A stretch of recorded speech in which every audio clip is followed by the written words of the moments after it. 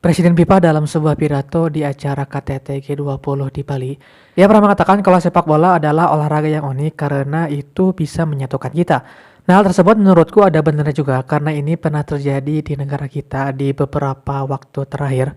Yang dimana dalam kurun waktu terakhir timnas kita berhasil mencatat beberapa sejarah. Seperti contohnya menang atas Vietnam di kualifikasi Piala Dunia yang saat itu menangnya itu di kandang kita ataupun di kandangnya Vietnam.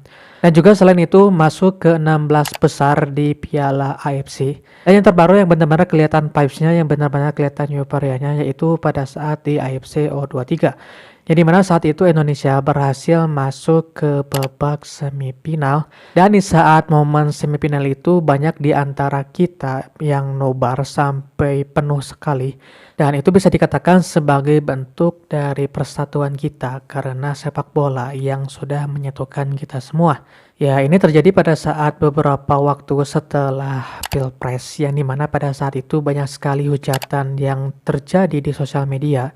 Tapi dengannya masuk Indonesia ke semifinal Piala AFC 23, hal itu benar-benar meredam. Jadi semua orang ngomongin bola, semua orang ngomongin dukungannya kepada timnas sepak bola saat itu. Dan ya sekali lagi sepak bola bisa menyatukan kita yang dulunya terpecah belah karena beda pilihan politik, kemudian kembali bersatu karena mendukung timnas kebanggaan kita semua. Nah, itu adalah sebuah contoh kecil dari sepak bola yang bisa menyatukan sebuah bangsa. Ada contoh yang lebih besar yaitu pernah terjadi di Pantai Gading, yang dimana dengan sepak bola itu bisa menyatukan sebuah negara.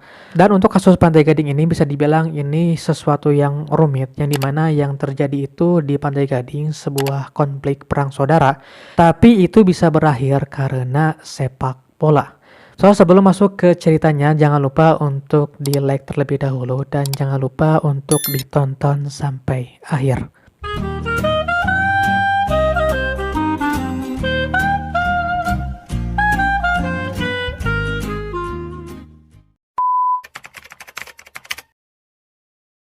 Sedikit tentang Pantai Gading guys. Jadi Pantai Gading ini merupakan sebuah negara yang terletak di Afrika Barat yang merdeka dari Perancis pada tahun 1960. Nah, negara ini memiliki bahasa resminya itu bahasa Perancis meskipun beberapa bahasa pribumi juga digunakan sebagai bahasa untuk berkomunikasi sehari-hari. Tapi yang utamanya itu mereka menggunakan bahasa Perancis. Nah, sejak kemerdekaannya dari tahun 1960 sampai 1993, bisa dibilang di tahun tersebut keadaan Pantai Gading itu stabil.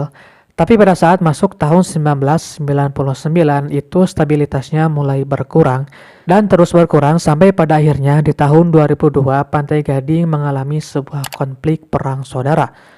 Nah, jadi perang saudara yang terjadi di Pantai Gading ini merupakan sebuah konflik antara pemberontak yang berbasis di utara yang mayoritasnya itu orang Islam melawan pemerintah yang berbasis di selatan yang mayoritasnya itu orang Kristen. Nah, perang saudara ini dimulai pada tanggal 9 September tahun 2002. Saat itu pasukan pemberontak mulai menyerang pemerintah pusat. Sampai pada akhirnya singkat cerita, para pemberontak ini menguasai wilayah utara Pantai Gading. Dan untuk wilayah selatan itu masih dikuasai oleh pemerintah termasuk ibu kotanya. Dan kemudian perang pun masih berlanjut.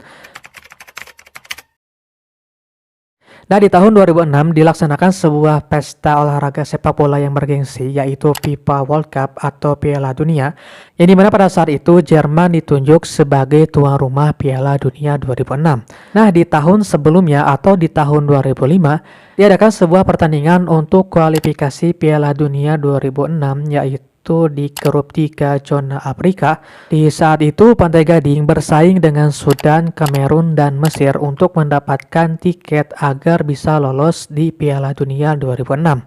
Dan by the way pada saat itu yang bertindak selaku kapten kesebelasan Pantai Gading yaitu pemain bintang dari Chelsea, ya dia adalah Didier Drogba.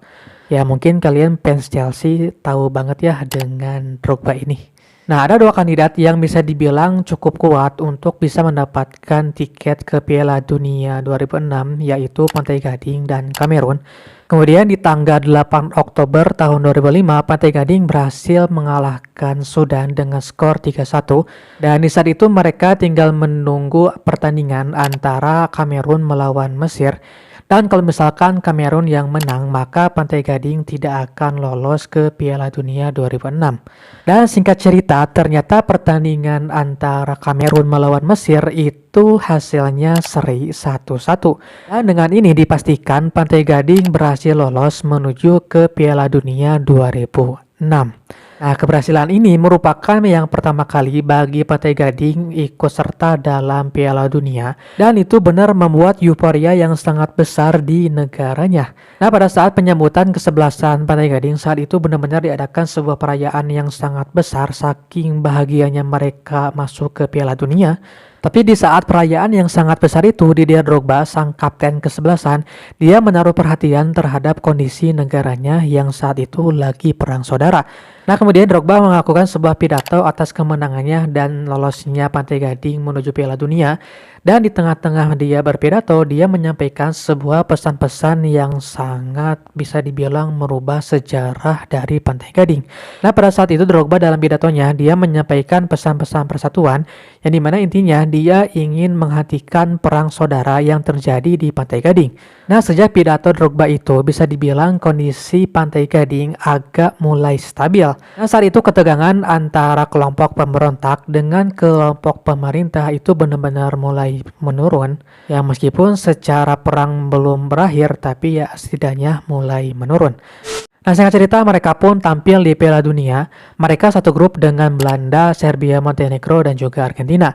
Tapi sungguh disayangkan Pantai Gading tidak lolos ke babak selanjutnya. Another handball by Dudic would be the second penalty for the Ivory Coast, and Bonaventure Kalu would convert the penalty for the 3-2 in favor of the Elephants. Kemudian di tahun 2007, Drogba mengumumkan bahwa akan ada pertandingan persahabatan antara Pantai Gading melawan Madagaskar.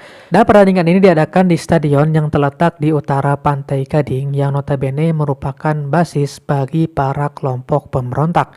Nah, Drogba ini dia adalah orang yang lahir di bagian selatan dan dia juga tinggal di selatan Pantai Gading. Nah, bagi dia menggelar pertandingan di utara itu sebagai salah satu langkah untuk menyatukan Pantai Gading. Nah, kemudian singkat cerita, pertandingan itu pun dimenangkan oleh Pantai Gading dengan skor 5-0 tanpa balas. Dan Drogba menjadi salah satu pencetak gol di dalam pertandingan itu sebagai gol penutup. Nah, atas kemenangan tersebut, seluruh warga Pantai Gading itu benar-benar mereka semua bergembira. Dan bahkan setelah pertandingan, Drogba dan juga pemain yang lainnya itu sampai mengelilingi stadion itu. Dan menariknya itu sampai diikuti oleh para supporter. Dan selain itu, para supporter yang berada di tribun pun itu benar-benar merayakan kemenangan mereka. Jadi orang-orang dari utara maupun dari selatan itu benar-benar menyatu. Mereka semua larut dalam euforia itu. Dan dari sini nampak benar-benar seperti tidak ada konflik sama sekali.